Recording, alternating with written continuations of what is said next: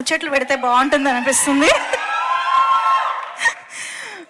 బావమరుదులుగా ఇద్దరు మన ముందుకు వస్తూ ఉన్నారు. కార్తీక్ గారు, hearty welcome to you. Very happy to see you again. Thank you అండి. Thank you.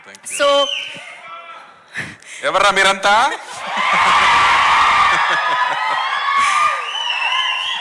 సో కార్తీక్ గారు, థ్యాంక్ యూ అమ్మా, I love you. Thank you. బావా, ఈ సినిమాతో బావా అనే పదం ఇప్పుడు ఎవర్రా మీరంతా ఎలా కామన్ అయిపోయిందో, ఈ సినిమాతో ఇదొక మీమ్స్ చాలా స్టార్ట్ అవుతాయి అనిపిస్తుంది. ఏం స్టార్ట్ అవుతుందని మీకు ఏమైనా ఒక క్లారిటీ ఉందా? దేని మీద మీమ్ అయ్యే పాసిబిలిటీ ఉంది అని?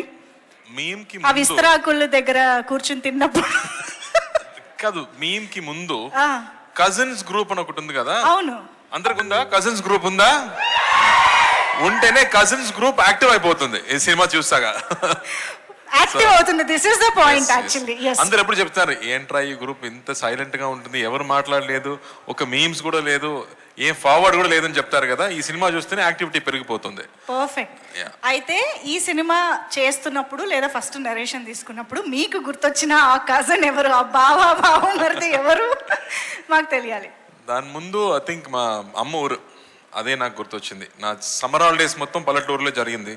సో సమ్మర్ హాలిడేస్ స్టార్ట్ అయ్యాక ఫస్ట్ నైట్ ట్రైన్ తీసుకుంటూ అక్కడ వెళ్దాం అండ్ తిరిగి రావడం అంటే వి స్టార్ట్ క్రయింగ్. చెన్నైకి రావడం నాకు ఎప్పుడు ఇష్టం లేదు, నాకు ఎప్పుడు విలేజ్ చాలా ఇష్టం. సో మై చైల్డ్హుడ్ గుర్తు వచ్చింది అని చెప్పొచ్చు. వావ్. చైల్డ్హుడ్ అంటే అందులో కజిన్స్, అత్తయ్య, మామయ్య అందరూ ఉంటారు కాబట్టి మాకు కూడా అలాగే గుర్తొస్తుంది సినిమా చూసాక అని అనుకుంటున్నాము. మనం ఆల్రెడీ మీమ్స్ టాపిక్ వచ్చింది కాబట్టి సో ఒక్కసారి మీకోసం మీమ్స్ కొన్ని ప్రెజెంట్ చేయడం జరుగుతుంది, చూద్దామా? Can we have the meme please?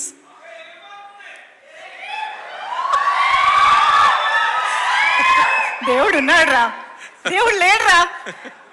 Actually ఈ మీమ్ ద్వారా మేమేం తెలుసుకోవాలనుకుంటున్నామంటే ఇలాంటి సిచ్యువేషన్ మీ రియల్ లైఫ్లో ఏం వచ్చింది అని.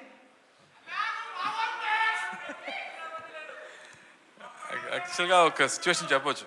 నేను చెప్పాను కదా, స్కూల్ డేస్లో ఊరికి వెళ్ళాలంటే ట్రైన్లో వెళ్ళాలి. సో ట్రైన్లో వెళ్ళే ముందు ఫస్ట్ చూడడం ప్యాసింజర్ లిస్టు, దానిలో ఫీమేల్ 20, ఫీమేల్ 16 ఏదైనా ఉందా అలా చూసాక ఒక ఫీమేల్ 20, ఫీమేల్ 18 ఉంటే అబ్బా ఈ ట్రైన్ జర్నీ హ్యాపీగా ఉంటుందిరా అని దేవుడు ఉన్నారా అని చెప్పాము. లోపలికి వెళ్ళాక నా సీట్ పక్కన అమ్మాయి ఏదైనా ఉంటే చూస్తే లేదు, అదే బామ్మ కూర్చుంటుంది. సీట్ చేంజ్ చేసి ఏమన్నా దేవుడు లేడరా అని చెప్పాము అప్పుడు.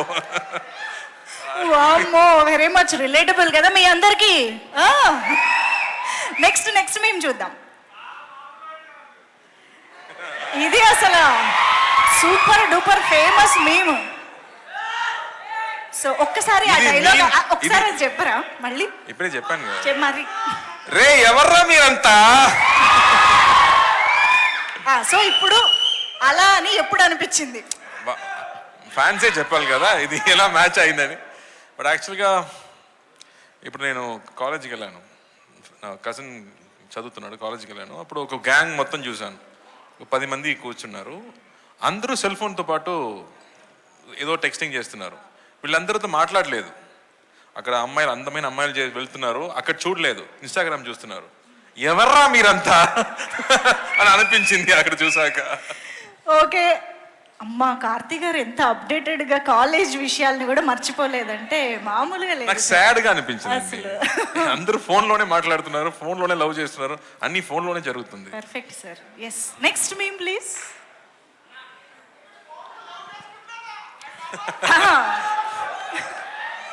లడ్డు కావాలా నాయన? ఇంకో లడ్డు కావాలా నాయన? ఇప్పుడు లడ్డు గురించి మాట్లాడకూడదు, సెన్సిటివ్ టాపిక్, మనకు వద్దు అది.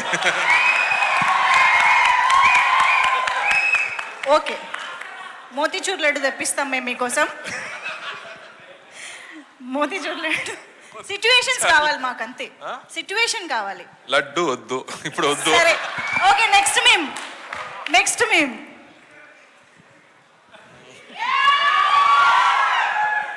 ఇది ఎందుకు మీ యాసలో మీ స్టైల్లో చెప్తేనే ఆ డైలాగ్లా ఉంటుందండి. కొన్ని సిచ్యువేషన్స్ లో మన చేతిలో ఏం లేదంటే ఏం చేయాలో చెప్పనా, చిల్లవ్వాలి. సో రిలీజ్ డే ముందు, రిలీజ్ డే ముందు ఇదే మనకి మీమ్ ఇప్పుడు ఫోన్లో వాల్ పేపర్గా పెట్టుకుని చూసుకుంటాలి అంతే. అమ్మ పని అన్నీ అయిపోయింది, ఆ తర్వాత ఫ్యాన్స్ చేతిలోనే ఉంటుంది కదా, సో అప్పుడు చిల్ అవ్వాలి. ఓకే. సో ఎస్, మీమ్స్ అయితే అయిపోయాయి. ఇంకా మీ నుంచి మేము చాలా విషయాలు మరికొద్ది సేపట్లో తెలుసుకుంటాము. ఎస్పెషల్లీ సత్యం సుందరం గురించి మళ్ళీ మాట్లాడదాము. Thank you so much Karthi గారు ఫర్ దాట్.